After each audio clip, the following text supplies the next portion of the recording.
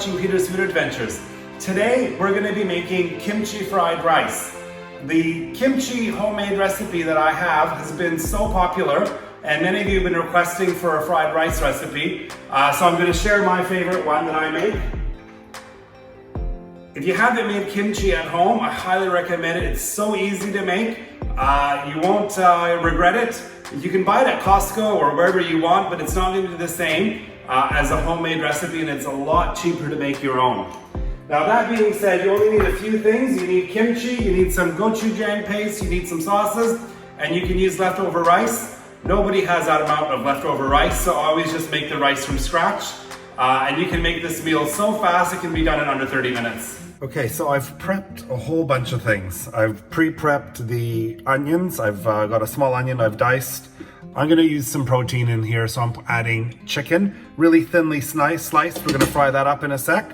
The rice is pre-cooked, and I've already pre-cooked my egg. I've got some ready to go. The only thing left is to prepare the kimchi. And I'm just separating it just to have some of that kimchi juice. You're gonna want some of that in your sauce. And before we go any further, I'm gonna actually chop up the kimchi. My homemade kimchi recipe doesn't have very huge pieces. They already are kind of bite-sized, but a lot of times when you buy them in the store, they are those long, traditional pieces of kimchi that you would need to chop it up.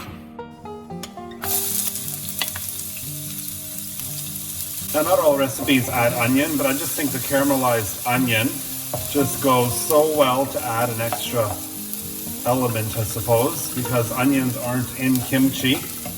And when you caramelize them together with the rice, I just think it adds a great depth of flavor.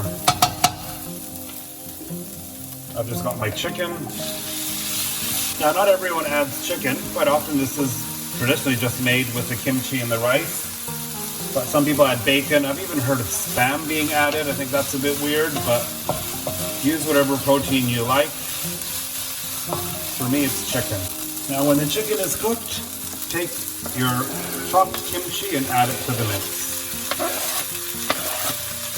This is not when you add the kimchi juice. This is where I add a bit more of the gochujang.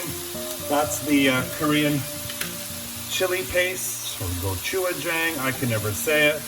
You can decide for yourself how much or how little you want of it. Very sticky.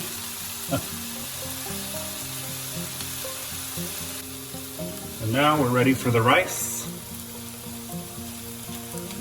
Remember to use a short grain rice, or if you can't find that, medium grain at the very best.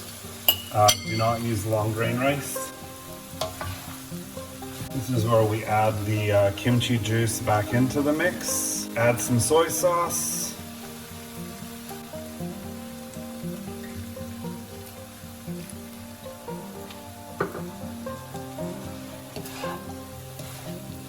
And finally, this is where I add the, I have a spicy sesame oil, but usually it's regular sesame oil that you add in, just for that extra final fresh flavor of sesame.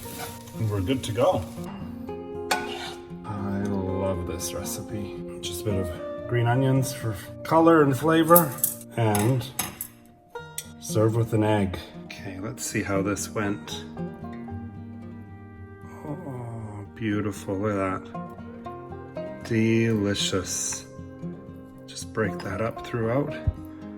That is exactly how I like it.